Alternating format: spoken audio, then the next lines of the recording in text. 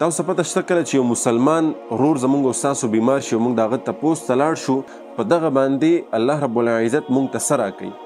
عام طور زمونږ او ستاسو معاشره ده کله چې یو مسلمان زمونږ او ستاسو ګاونډي یار دوست خپل خپلوانو کې څوک بیمار شي موږ د هغې تپوس له ورځو، خو کله موږ او تاسو سوچ کړی دی چې په دې باندې موږ ته الله رب العزت څه راکوي. یو طرف ته حدیث دی د رسول الله صلی الله علیه وسلم چې د یو مسلمان په بل مسلمان باندې کوم حقوق دي په هغې کې یو حق دا دی وعیادة المریض، کله چې دغه مسلمان ورور ستاسو بیمار شي د ده تپوس له به تاسو ورځئ.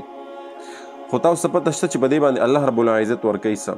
واورئ کله چې یو مسلمان ورور زمونږ او ستاسو بیمار شو، زمونږ او ستاسو خپل دی پردی دی معاشره د موږ هسې هم تپوس ته ځو راځو،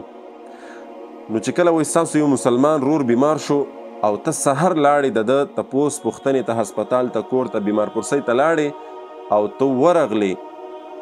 او تا ده ته ډاډګیرنه ورکړه او ورته دې وویلې چې لا بأس طهور انشاءالله، غم مه کوه الله رب العزت به درته صحت درکړي انشاءالله العظیم.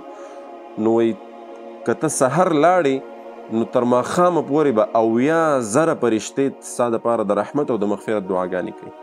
او وایي که ماښام لاړې نو تر سحره پورې به 80,000 فرشتې تا دپاره د رحمت او د مغفرت دعاګانې کوي. سوچ کوئ سبحان الله. موږ او تاسو نن سبا دنیا کې ګورو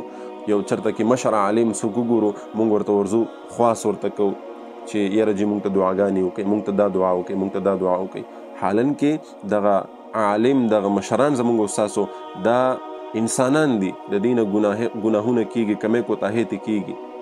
او یو داسې مخلوق د الله رب العزت چې هغه فرشتې دي نوراني مخلوق چې د هغې نه بلکل ګناه نه کیږي، هغه د الله رب العزت فرمانبردار او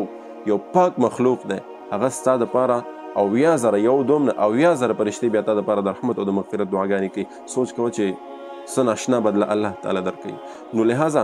دې ته مه ګورئ چې یاره زه پلانې پېژنم زه به د ده تپوس له ځمه، زه یې نه پېژنم دا پردی دی دا خپل دی او دا یار دی او دا دوست دی یا ده سره تعلق شته نشته، نه د الله د رضا دپاره زه خو باسې موږ او تاسو تپوسونه، خو چې کله زموږ او ستاسو په نیت کې او په سوچ کې دا خبره وي چې زما دا تپوس دې دپاره نه دی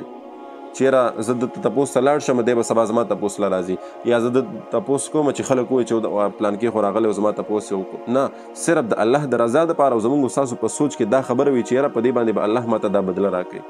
نو ډېرې عظیم بدلې به الله رب العزت انشاءالله موږ او تاسو سره کوي که زموږ او ستاسو په سوچ کې دا خبره وي. الله دې موږ ته د عمل کولو توفیق را نصیب کړي.